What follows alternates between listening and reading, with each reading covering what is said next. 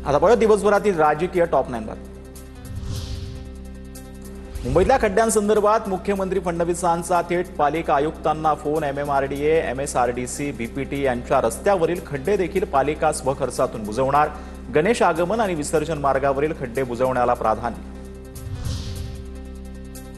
खूप मेहनत घेऊन सरकारने जमिनीवर चंद्र दाखवला। NHAIचा जनसंपर्क बनावट। मुंबई गोवा महामार्गावरील खड्ड्यावरून काँग्रेसचा आदित्य ठाकरेंची टीका। मुंबईत रस्त्यावरील खड्ड्यांविरोधात मनसेचं आंदोलन। हातापायाला फ्रॅक्चर बांधलेले प्रतिकात्मक रुग्ण आणले। सरकारविरोधात जोरदार घोषणाबाजी। मनसे नेते अमित ठाकरे उद्या आशिष शेलार यांची भेट घेणार। उद्या सकाळी 9 वाजता अमित ठाकरे आशिष शेलारांची भेट घेणार।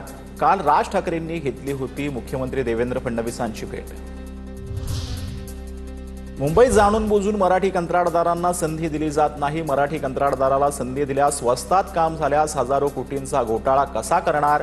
संदीप देशपांडेंचा टीका करत सवाल।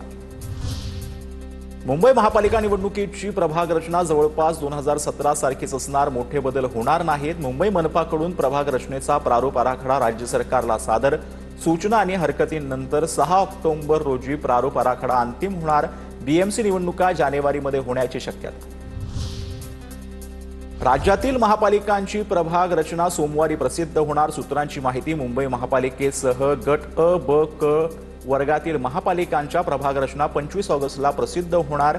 सोमवारी यातील बहुतांश महापालिकांच्या प्रभाग रचना प्रसिद्ध करण्याचा प्रयत्न। तर आता क्रिकेट आणि रक्त एकत्र दिसेल।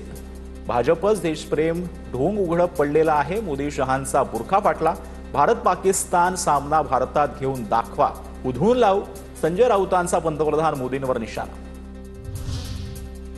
शिवसेना मंत्री भरत गोगावलेंचा निर्णय वादाच्या भोवऱ्यात। आपल्याच मतदारसंघातील 2 जिल्हा परिषद शिक्षकांची गोगावलेंकडून PA म्हणून नियुक्ती। सूत्रांची माहिती। मुख्यमंत्र्यांच्या परवानगीशिवाय उसनवारी तत्वावर खासगी सहाय्यक नेमण्यास मनाई।